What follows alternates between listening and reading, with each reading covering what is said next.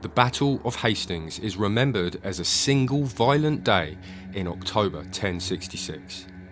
Two armies met on a hillside in southern England. By nightfall, the English crown was gone. But when the fighting began, England was already operating at the edge of what it could sustain. There was no fresh forces waiting behind the line, no time left to absorb the mistakes, no depth remaining once pressure began to build. The outcome was shaped long before the first shield struck another. In January 1066, King Edward the Confessor died after a long reign, leaving no clear successor to the English throne. His death removed more than a king. It removed the balance that held authority together. Power in the 11th century England depended on recognition from nobles, military leaders, and the networks that enforced order across the country. Harold Godwinson understood this. Within hours of Edward's burial, Harold was crowned king. The decision was immediate and effective. The English remained unified. No internal revolt followed. The system held perfectly. But clarity at home ended hesitation elsewhere. Across Europe, rivals had been waiting.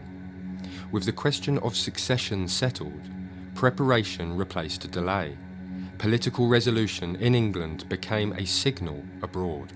What might have remained as negotiation now moved to physical force.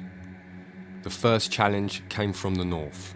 Harold of Norway landed with a seasoned army, exploiting the fact that England could not watch every border at once. Harold of England responded without delay. He raised his forces and marched up north at speed. At Stamford Bridge, the English army won decisively. The threat was removed, but the victory consumed what could not be replaced. Armies of the 11th century were not permanent institutions. They were assembled quickly, supplied locally, and expected to fight briefly. The distance weakened men before combat began. Losses mattered immediately. Stamford Bridge costed time, it costed endurance, and it costed lives. Before the army could recover, the word arrived from the south. William of Normandy had crossed the Channel. There was no pause. Harold turned his forces and marched again. The army, moving south, carried the weight of two campaigns. Fatigue accumulated. Supplies thinned. Reinforcements were limited. Recovery was no longer possible. By the time the English army reached the area near Hastings, the exact location is still debated, it had no capacity left to rebuild strength. Harold chose his ground carefully.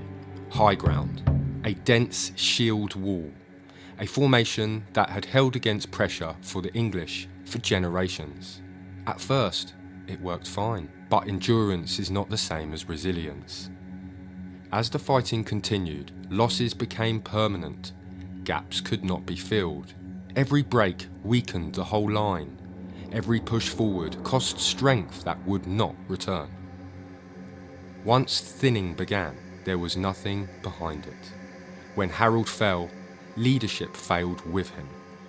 There was no secondary command ready to take control, no reserve authority waiting to reassert order. Military and political power collapsed together. The fighting ended soon after. By the time battle reached its final moments, the outcome had already been narrowed beyond recovery.